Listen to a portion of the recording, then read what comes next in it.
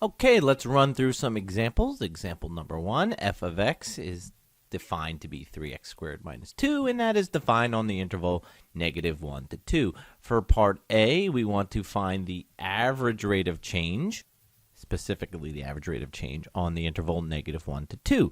And so we know we've represented the average rate of change as the slope of that secant line, or the change in y over change in x. So that's going to be f of 2 minus f of -1 all over the 2 minus the -1. Okay, so f of 2, we have to plug in 2 into our function, and that's going to be 3 times 4 minus 2. And then we have to subtract the f of -1, so f of -1 is going to be 3 minus 2, and that's going to be all over 3, coming out to be 9 over 3, simplifies to be 3. That is the average rate of change on the interval -1 to 2. Now for part B, we want to find the instantaneous rate of change at x equals 1. Remember, instantaneous rate of change is the same thing as the slope at x equals 1, which is the same thing as the derivative at x equals 1. And we're going to use this Lagrange notation, f prime of 1. Remember, that says all three of those things. That's the slope at 1, that's the instantaneous rate of change at 1, that is the derivative at 1. And we could even throw in there that that is the slope of the tangent at x equals 1.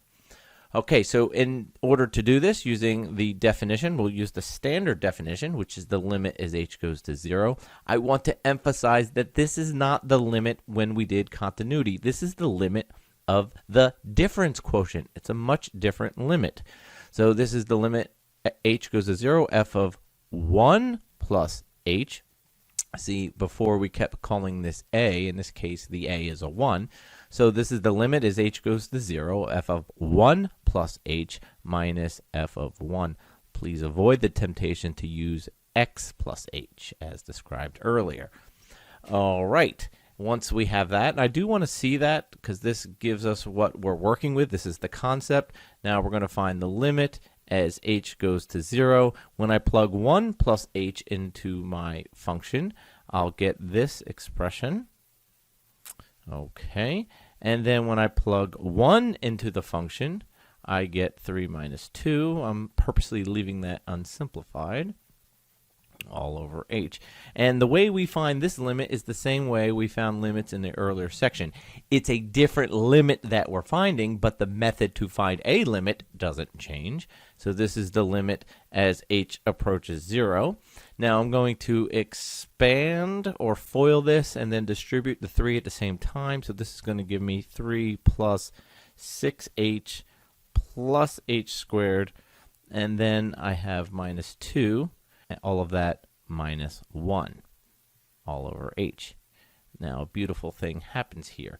We will notice that constants will cancel. 3 minus 2 minus 1 goes to 0. So that makes me happy.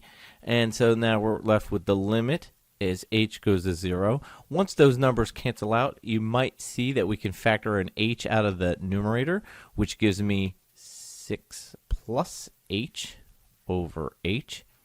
And we have the nice quality of simplification here. It's not enough to just cross those out. As we talked about earlier, I would like to see the result after simplification. So that leaves me to 6 plus h. The limit as h goes to 0. And that clearly, through substitution, is equal to 6. And this tells me that f has a derivative, or we can say has a slope, at x equals 1. It does have a value. The slope is 6. And so this slope that I am referring to at x equals 1, this slope is equal to 6. In part C, we are asked to write an equation of the line tangent to the function at x equals 1. We're writing the equation of that blue tangent line that we drew earlier. We want an equation of the line. I would like to review something here. I would like to review point slope form. And point slope form is y minus y1 equals mx minus x1. This is called point slope form because we have the slope, but we also have the point x1 comma y1. Now I'm going to be a little bit more fancy than this.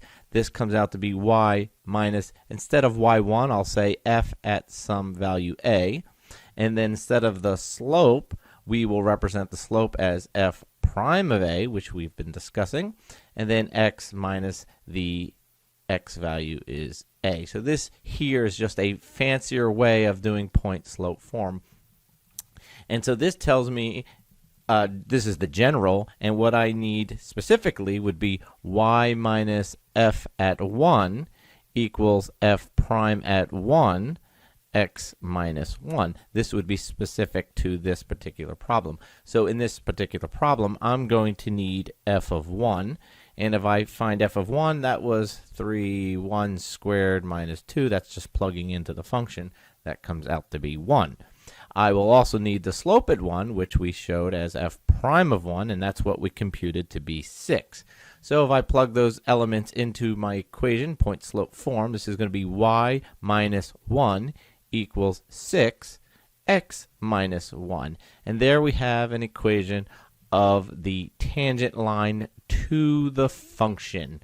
There are different ways to write this. You could make this y equals by adding 1 to both sides. You could simplify it, but you are not required. I kind of like keeping it in this form because this becomes a good form to use in the future.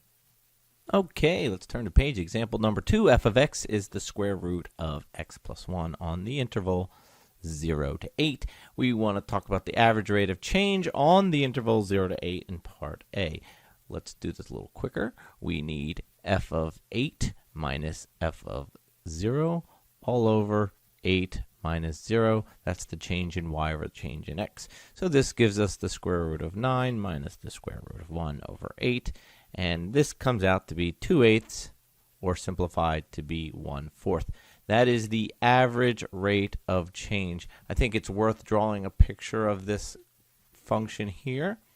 If we were to graph the square root of x plus 1, it's going to be this. Let me change the color. This is going to be some swooshy shape that looks like this. And if I'm trying to find the average rate of change from x equals 0 to x equals 8, then I could draw a secant line connecting those two, and then using rise over run or change in y over change in x, I computed the slope to be 1/4. Now to find the instantaneous rate of change of f at x equals 3, or the slope at 3, we're going to use f prime of 3. And this time, just to change it up here, I'm going to use the alternate definition. This is going to be the limit as alternate. Find that alternate definition. I'm going to find this. All right. So this is going to be, instead of h goes to 0, this is going to be x goes to 3 using this alternate definition. And this time we have f of x minus f of 3 all over x minus 3. This is the alternate difference quotient, and then the limit of the difference quotient gives us the alternate definition. All right, let's keep going with this. So we have the limit as x goes to 3. This is going to give me the square root of x plus 1 minus 2 all over x minus 3. And this leads us to a very familiar spot. We need to find the limit, and we certainly cannot plug 3 in because we would be dividing by 0. So we're going to employ our good old algebra skills. This is the limit as x goes to 3. I'm going to multiply the top and bottom by the conjugate of the numerator. I'm showing it here in blue, but I don't have to show that step. The thing I am going to show is the result after I expand that out. So the numerator is going to read x plus 1 minus 4, and the denominator, if you recall, we leave alone here. All right, be patient with me. Okay, good. I hope that you can see now that the numerator becomes x minus 3, which cancels with the denominator. So I'm going to show the result of that simplification. And it gives us 1 over the square root of x plus 1 plus 2. Now I can substitute it in, and it comes out to be 1/4. Whoa! 1/4. Is this a coincidence? Oh boy, it's hard to answer that question. I'm going to say yes, no, maybe so. Is that a coincidence? Well, in order for you to understand my neuroses, let's talk about it. If I found the slope at 1 here, then my tangent line would look like this, and the slope would certainly be larger than the slope of the segment in red. So it certainly would be something different than a fourth. If I pick the tangent line real close to 8, then that slope is certainly, I drew that terribly, but that slope is certainly smaller than the segment in red. So it turns out that I just so happen to pick a point, and that point would be 1, 2, 3. I just so happen to pick a point where the slope of the tangent is equal to the slope of the secant. See, when I draw this tangent line here, they're supposed to be parallel, and they have the same slope. Any other point other than asking you at 3 would have given me a different value than 1/4. And I chose to pick 3, and then these slopes came out to be identical. The instantaneous was equal to the average, and that, I suppose, is coincidence. Big picture-wise, this tells us that f has a derivative. F has a derivative, or f has a slope at x equals 3. And that slope is equal to 1/4. Part C, equation of the tangent line. I'm going to write this, I can't help it. Y minus f at 3 equals f prime of 3, x minus 3. That's our point slope form. So we certainly need f of 3, and we are going to need f prime of 3. F prime of 3 we just found to be a fourth. That was the slope. And f of 3, if I plug 3 into the original function, that comes out to be 2. So our equation is y minus 2 equals 1/4 times the quantity x minus 3. And I'll put a box around that guy. Example number 3 is a piecewise function, as seen here, also seen in your notes, defined on 0 to 2. I want to make one observation that f of 1, well, would I plug the 1 into the top or the bottom? Clearly, I'm going to plug it into the top because that's where it's equal, and that comes out to be 3. I'm going to draw upon that later. Part A, average rate of change on 0 to 2. F of 2 minus f of 0 all over 2 minus 0. F of 2, well, we have to plug the 2 into the top, and that's going to be 5 minus 4. And 0 we have to plug into the bottom, and that's going to be equal to 6, and that's all over 2. Okie dokie. And so that average rate of change of this piecewise function is -2/5. Part B, instantaneous rate of change, slope at 1. F prime of 1 equals the limit as h approaches 0 of f of 1 plus h minus f of 1 all over h. And here's where we have, I guess I'll call it a problem. This is a piecewise function of the difference quotient. The behavior is different to the right or left of 1, so we can't directly find this limit, and so we will need 2 one-sided limits of this difference quotient. So the first one, I'm purposely leaving a little bit of space here because I want to write something when we're done doing this one-sided limit.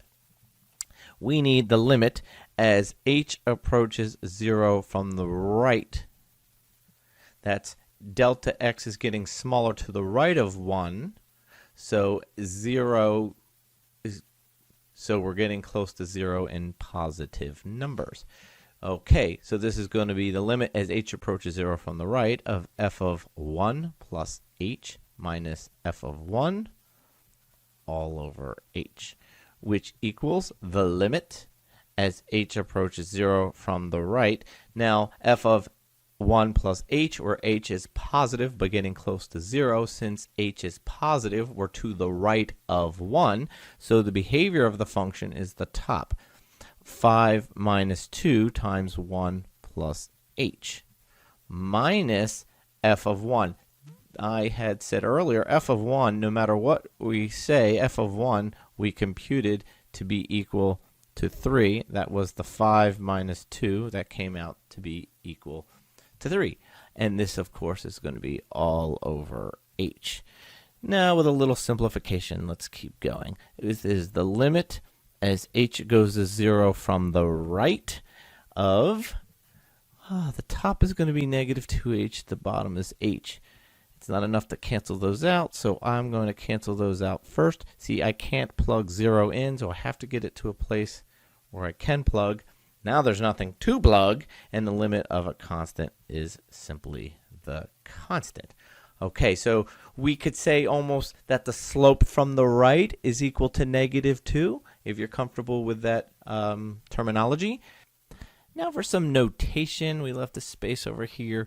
We're going to call this f prime at 1, but I'm going to put a little plus down here, meaning it's the slope as we approach from the right. It's the limit of this difference quotient as we approach from the positive side or from the right-hand side. So you won't find this notation in your book, but it is a little fancy, and it's kind of convenient because it's very descriptive of what we're doing. So since we found the limit from the right, we now have to find the limit from the left, and I'm going to say f prime of 1 from the left, which is the limit as h approaches 0 from the left. See, since h is approaching 0 from the left, we're talking about negative small h values.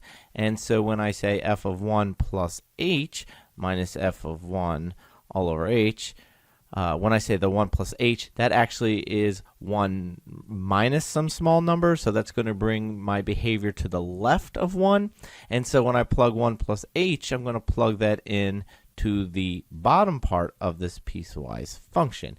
So that's going to be 6 minus 4 times 1 plus h plus 1 plus h squared. And then we're going to subtract. I'm going to use this blue color again to emphasize that this part here, the f of 1, doesn't change. That's going to be the 5 minus 2, and now we can see that visually. And of course, this is all over h.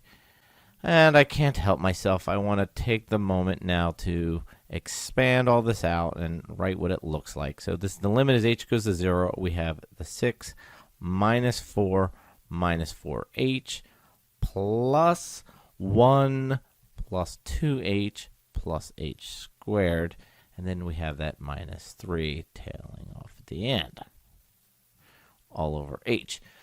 Okay, what does this simplify to be? Well, we have the limit as h goes to 0 from the left. This is going to be h, negative 2 plus h over h. I want to show that simplification. So this is the limit as h goes to 0 from the left, negative 2 plus h. This allows me to substitute in, and I get negative 2. All right, and I'm actually pretty happy that I got a negative 2. See, when we found the slope from the right, it was negative 2. And when we find the slope from the left, it's also equal to negative 2. So that tells me that the slope will be negative 2. If these numbers were different, let's say this was negative 2 and this was 5, well, then that would be a sharp transition, and then we wouldn't have a slope. Okay, I'm getting a little bit ahead of myself. So what I want to do here is, see, I found this limit here. The limit as h approaches 0, and I found the limit as h approaches 0 from the left. And so locally, what I want to conclude, and I'm going to put that here locally, is that the limit as h approaches 0 period of f of 1 plus h minus f of 1 all over h, that is equal to negative 2. The limit from the right equaled the limit from the left, so the limit of this difference quotient is equal to negative 2. And I'm going to say i.e., or that is, f prime of 1 equals negative 2. And we'll note that f does have a derivative or a slope at x equals 1, and this slope is equal to negative 2. back to that sharp corner. Again, these two numbers are the same, so the slope as we approach from the right is -2, and the slope as we approach from the left is -2. And so we would say here that there is a smooth transition. So if a function has a smooth transition, it will have a slope, it will have a derivative, and we say it's differentiable at x equals 1 because of that smooth transition. Okay, finally part C, we will need two elements. We're going to need f of 1 equals 3, and we're going to need the slope f prime of 1, which we found to be -2. We piece it together. Y minus 3 equals -2 x minus 1. That is the equation of the tangent line to that function with a smooth transition at x equals -2. Okay, example 4 is also a piecewise function. This time we're looking at the function g of x on the interval -2 to 5. Let's do part A and let's do it fast. The average rate of change on that interval -2 to 5 is going to be g of 5 minus g of -2 all over 5 minus -2. This is going to come out to be, I plug 5 into the top function, gives me 0. I plug -2 into the bottom function, that gives me 1. This is all over 7. And so the average rate of change is -1/7. I now want to find g prime at 0, which is the limit as h goes to 0 of g of 0 plus h minus g of 0 all over h. And we run into this piecewise problem again, where the behavior to the right of 0 is different from the behavior to the left. So before I find this answer, I've got to do two one-sided limits. We'll first find the slope as we approach from the right, using this g prime of 0 from the right notation. So that's going to be the limit as h approaches 0 from the right, meaning h is small but positive. And we write this generic 0 plus h. 0 plus h will bring us to the right of 0, minus g of 0 all over h. Okay, so that's going to be the limit. H goes to 0. We plug the 0 plus h into the top because we're to the right of 0. So we have 5 minus 0 plus h minus, I'll use this blue business again, because when I plug 0 in, that doesn't change. It's going to be 5 minus 0. That blue part always gets plugged into the top, all over h. Okay, so this is the limit as h approaches 0 from the right of, it looks like we have negative h over h. We want to simplify the limit as h goes to 0 from the right of -1. Limit of a constant is a constant. So this is telling me the slope as we approach from the right, the slope is equal to -1. That's the slope from the right-hand side. But now we have to find the slope from the left-hand side. Okay, and this is going to be the limit as h approaches 0 from the left. Oh, we got to write this even though it's somewhat of a pain in the neck. I would appreciate you writing this over h, which equals the limit as h approaches 0 from the left. H is approaching 0 from the left. Small negative means the behavior's to the left of 0. So we've got to plug this into the bottom part of our piecewise function. I'll use the blue because this part doesn't change. G of 0 is always 5 minus 0 all over h, giving us the limit as h goes to 0 from the left of, this time, 2h over h, which is the limit as h approaches 0 from the left. Simplifies to 2, and then the limit of a constant is the constant. So the slope as we approach from the right-hand side is 2. And I think you may see the issue here. The slope from the right was -1. The slope from the left was 2. Those are different. So what happened? Looks like a sharp transition to me, means there is no slope, and I keep getting ahead of myself. Locally, what have we concluded? The limit from the right was equal to something. The limit from the left was equal to something different. And therefore, the limit as h approaches 0 of g of 0 plus h minus g of 0 all over h does not exist. G prime of 0 does not exist. G does not have a derivative. It does not have a slope at x equals 0. We could say that G is not differentiable, derivative differentiable at x equals 0. No derivative, no slope, sharp transition. We have a corner at x equals 0. Quick shape, quick drawing, and I mean quick. To the left had a slope of 2. So we see the approach is 2 from the left, and from the right the slope was -1. Sharp transition, corner. In part C, it wants us to write an equation of the tangent line, but guess what? We don't have a tangent line. So G does not have a unique, or simply does not have a tangent line at x equals 0. So I can't write its equation because there is not one. Or at least there's not a unique one, and so we say there is not one.